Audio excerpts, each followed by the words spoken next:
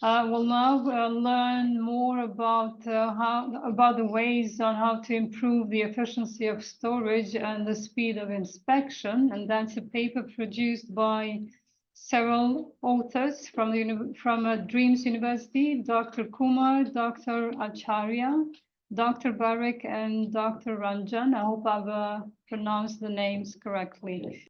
Hello everyone. Hello. Yes, we can see it. And we can hear you as well.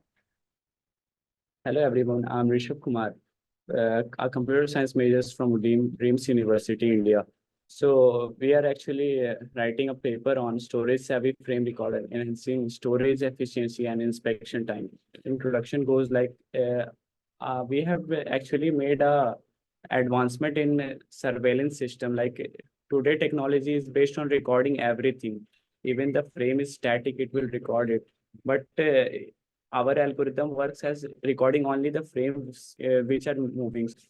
So what happens there is like if a frame is, dynamic, like the frame is different from the previous frame, it will get recorded, which helps us to save storage as well as inspection time in the terms of surveillance systems. These are the related works. As you can see, they used motion technologies and machine learning algorithms for detecting motions. So in methodology, what we are doing is we are taking the video stream input from surveillance camera.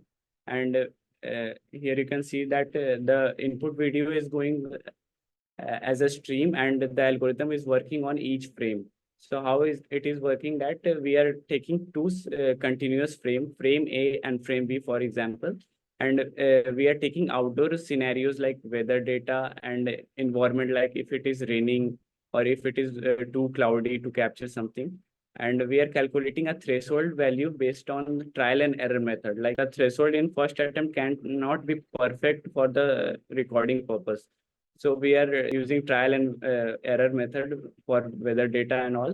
And we are calculating frame difference. And if the difference is greater than or equal to the threshold value, we are taking a decision whether to record the frame or skip the recording. So here you can see that there are two, captured frames. In frame A, there is nothing moving and the scenario seems to be static.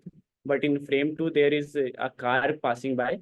So the algorithm detects it and records the moving things only. Here you can see the equation. If frame A minus frame B greater than equal to the threshold value, it gets recorded. So how the backend things work? So for example, we have a frame.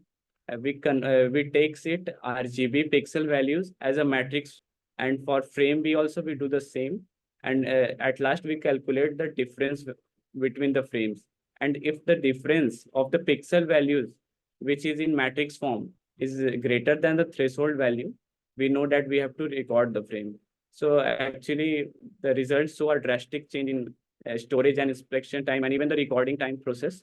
So here you can see that the storage usage comparison between the old state-of-art methods and the new dynamic frame recorder is in the previous thing, we are getting 800 GBs of recorded data. And with our approach, we are getting 170 GB of recorded data. And in terms of recording time, we are getting 730 hours of recording. It is a per month stat. And in our approach, we are getting 110 hours of recording. So it says that, moving to the conclusion part, it says that it can be helpful in many parts, like for military purposes. Like if we are on border, it can help in alertifying the enemies if there is a movement on the border or something like that. And in also medical field, if the person is in coma and if he or she shows any movement, the doctors get alerted that he is recovering or something like that. Even in future scope, we are trying to improve the algorithm to set up the threshold thing automatically. And we are trying to embed a AI model also, which will work on prompt. Like if we see that we will give a prompt like, have you seen a person wearing a red shirt or something like that in a video? And it will show the exact frames where the person is there wearing a red shirt. And if he or she is not present, it will just deny the answer. So these are my references. Thank you very much. And is there any query or questions I can answer? Yes, thank you very much for the presentation, Dr. Kumar. I'm going to first...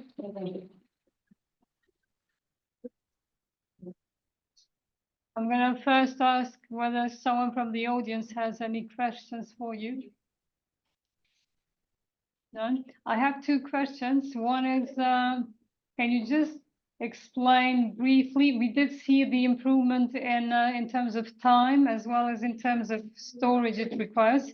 What are there any additional values added to video data management? And the other question is this frame recorder being applied currently in practice?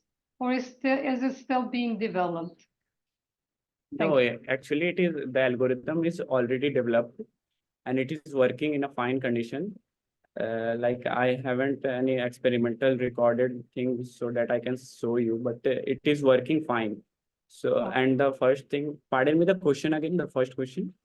The question was about we did see the improvement in terms of reduced storage that it requires and the improvement in terms of time. What are there any additional values added with regard to video data management that you would like to share with us?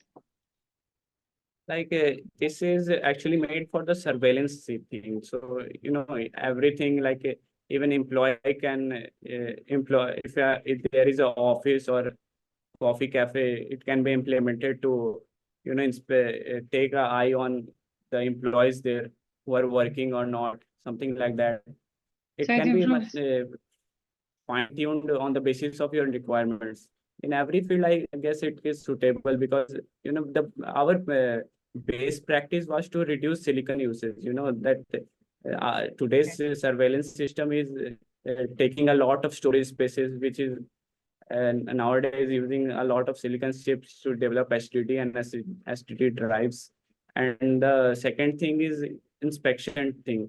Like if we want to check something happened which is not normal, then we have to go through all the frames, which will take a lot of time to inspect everything. So if the only frames are moving, we can get the exact thing which is going on the surveillance system. Okay, thank you very much, Dr. Kumar. If you have no further comments you would like to share, then we can move to the next presentation. Yeah, thank you all for giving me this opportunity. I would like to thank all the chair members and organizing team, especially the student volunteers. Without them, it is not possible, I know. And thank you very much. Thank you very much for that. Thank you.